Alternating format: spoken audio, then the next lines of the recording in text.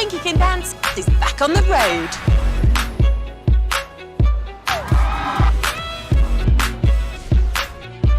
Yes, episode 3 of The Falcon and the Winter Soldier is here, and with it a ton of new Easter eggs, delicious snacks, and theories, including who I think the power broker is. But before we begin, Hulk smash that like and subscribe button, because here we go. Well, if it isn't a wholesome GRC ad showing all the good they're doing in the world, helping displaced people from the blip get the aid they sorely need. But as we'll find out, the GRC isn't all it's cracked up to be. Carly and the Flag Smashers raid a GRC supply depot in Lithuania, where they find the GRC has stockpiled over 6 months of supplies while the refugees suffer. Last episode, we learned that the new Captain America works with GRC to maintain stability across the globe. So there's something bigger going on here, hinting that the GRC may have more nefarious plans. In Germany, Cap and Lamar have tracked down the last safe house Carly and her team visited. Remember Chicken Liver Guy? Well, he's interrogated by Cap, who loses his cool when the German spits in his face. Do you know who I am? I'm Batman. And can you imagine the real Captain America exploding like that? The writers are slowly setting up ways this Cap is fundamentally different than Steve Rogers. This will make it more justified when Bucky and Falcon eventually take back the shield. This new Cap thinks that Carly is getting help from an unknown source, so we'll keep a pin in that for now. And we also learn that Cap is in touch with Langley, suggesting he's working hand in hand with the CIA. But in order to track down new leads, they're gonna need someone with a better hand, a little joke at Bucky's vibranium arm. Bucky says he wants to meet with Zemo one-on-one. After all, they have a history together. It's somewhat ironic that Zemo broke the Winter Soldier out and now it's the other way around. And hands up if you totally got Hannibal Lecter vibes here. Zemo greets Bucky by reciting some of the code words once used to control him. Желание. Живой. Bucky wants to know if Hydra has something to do with this new super soldier serum, and just like Hannibal Lecter, Zemo is able to figure out what his visitor wants. You'll notice Zemo reading a book by famous philosopher Niccolo Machiavelli titled Fortune is a Raging River, in which Machiavelli argues that fortune is the decider of half of our actions, but the other half we have the ability to influence. Bucky is able to break Zemo out, and who knew it was as easy as starting a fight and wearing an officer's uniform. Of course, Falcon isn't too pleased when he sees Zemo strolling into their hideout, but Bucky wants Falcon to trust him on this, just like Falcon trusted Steve Rogers when he refused to sign the Sokovia Accords. So Zemo is loaded. After all, he is royalty. Check out these vintage cars, which include a Packard and Ford Greyhound. These things can sell for hundreds of thousands of dollars. In the trunk of one, he has a collection of knives, guns, and what appears to be a grenade or rocket launcher, because no classic car is complete without one. It's here we also see Zemo find his iconic jacket and purple mask, a mask we'll see him wear later on in the episode. There's even a theory out there that the reason it's purple with those vertical lines is to mock the Avengers, purple being the color of Thanos, who successfully achieved his plans against the Avengers in Infinity War. Zemo knows how to ride in style in his private jet and his own Alfred-esque butler Oznik, a name in Slovak which translates to butcher. Zemo really do be living that villain Batman life. We once again get a look at Bucky's book filled with the names of those he's supposed to make amends with, although in this episode we see a few more names than were revealed in episode 1. The only two names of note here are Nakajima, the old Japanese man whose son died by Bucky, and Atwood, a former US senator and member of Hydra who we saw in episode 1. Zemo is reading another book here, psychotherapist Peter Schellenbaum's Das Nein in der Liebe. My German is terrible. Or its English version, How to Say No to Someone You Love, in which he argues that if partners do not learn to say no in a relationship, they will soon forget how to say yes, which soon creates an inability to communicate with one another. The notepad was apparently Steve Rogers when he came out of ice, the same one he used to write down things to experience that he missed while he was gone. Things like Marvin Gaye's Trouble Man, and it just so happens the day this episode was released is also Marvin Gaye's birthday. Zemo talks about heroes who become symbols for getting their flaws. This is a jab at the Avengers and especially the new Captain America.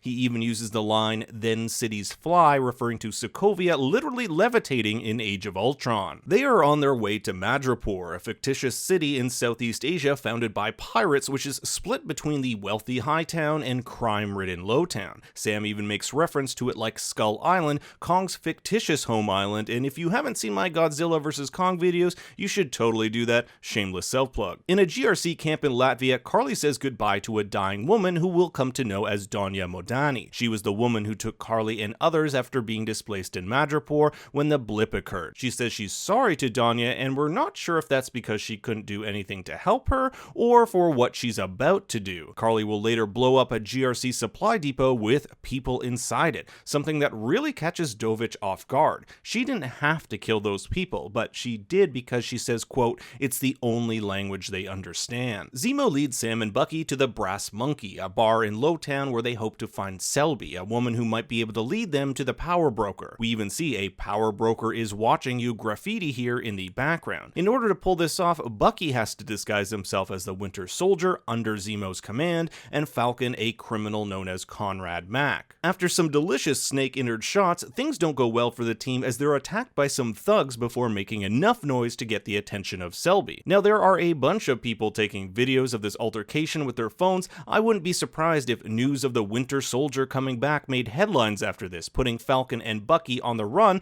with the new Captain America set to hunt them down. Through the back rooms containing cash and drugs, the team meets up with Selby, who tells them the serum is here in Madripoor with a man named Dr. Wilfred Nagel. The last name Nagel happens to be one of a famous philosopher, Thomas Nagel, whose work focused on ethics and altruism amongst other things. Their plan, however, goes to hell when Falcon receives a call from his sister Sarah. And come on, Falcon, you really gonna leave your phone on during an undercover mission? Selby is killed by an unknown assailant. However, it's fair to assume it's Sharon Carter who did it, since we see her briefly in the bar moments earlier. Now, it looks like Selby's death will be pinned on Zemo, Bucky, and Falcon, so they have to bounce all the while evading a sea of bounty hunters promised 1,000 Bitcoin for their deaths. 1,000 Bitcoin is roughly $60 million, and surprise, surprise, they're saved by Sharon Carter, the great niece of Agent Peggy Carter, founder and director of S.H.I.E.L.D. Now, I do have a theory that she could be the Power Broker, but we'll save that for later in the video. Sharon has been living in Madripoor since the events of Civil War has basically made her persona non grata. She offers the boys a place to crash in her swanky apartment in Hightown,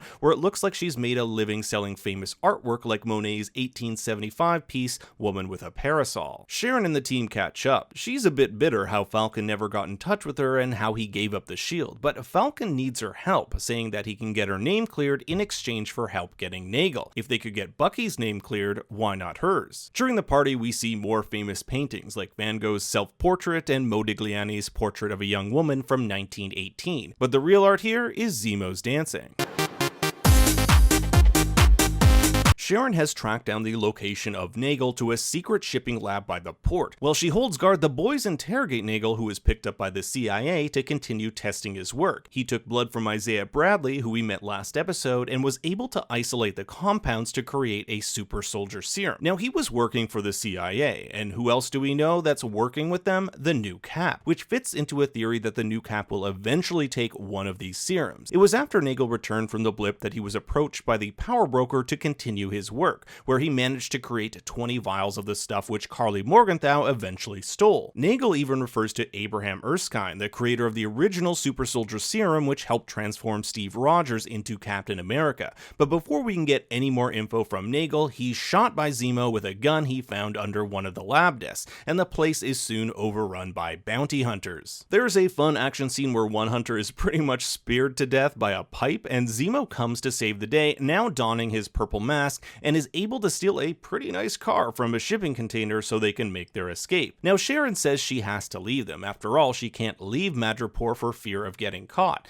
And this is where things just aren't adding up with her, and I wouldn't be surprised if she were the Power Broker. Let's look at what we know. She just happens to be at the bar when Bucky and Falcon arrive. She kills Selby. She's the one to save them. I also think she set up that bounty. She also magically knows where Dr. Nagel is. She's super rich and tells the boys she has has to meet with, quote, clients during her extravagant party. And how did all these bounty hunters know exactly where the team was going to be? She tells her bodyguard after this event that they have a big problem on their hands. What could that mean? The show has also made an effort not to show the power broker's face, meaning the power broker will likely be a big reveal. We also know the power broker wants Carly, as seen at the end of episode 2 when the broker's henchmen tried to catch her. Falcon and Bucky are also looking for her too, so it would make sense she's piggybacking with them. Not to mention she has some pent-up resentment for Bucky and Falcon. Let's not forget that Sharon doesn't join the boys when they visit Nagel, who obviously would have outed her. That is, if he ever saw her in the first place. Back in the car, Falcon tells Bucky, "You're not gonna move your seat up, are you?" which is a callback to Civil War. "Can you move your seat up?" "No."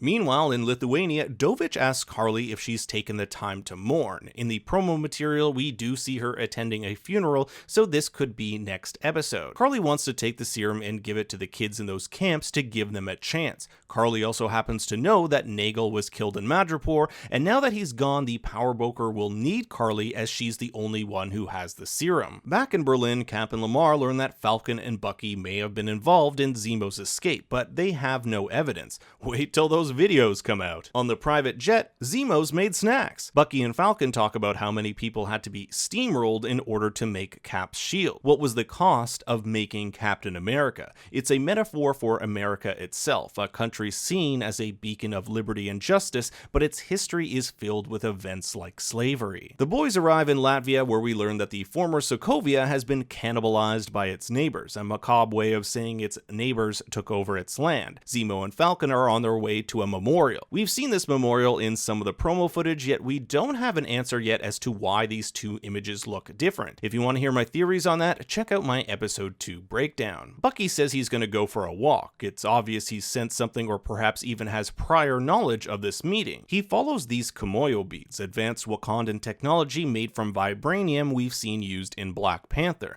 These beads can serve multiple functions such as wound stabilization and communication. The word Kimoyo comes from Bantu meaning of the spirit. Bucky follows these beads like a trail of breadcrumbs, where the episode ends on the arrival of Ao, the second in command of the Dora Milaje. We can even see she has those beads around her wrist. It's clear Bucky and Ao would know each other. After all, Bucky spent years in Wakanda. She is looking for Zemo, and no wonder Zemo was responsible for killing King T'Chaka. So Bucky's in an awkward position here. He needs Zemo's help, but how far is he willing to go to fend off Ao and the Wakandans? The answers for that, we'll just have to wait till next week. Thanks for watching, everyone. If you like this video, be sure to like, subscribe, and share. And for more bad takes, you can always follow me on Twitter and Instagram at ThinkStoryYT.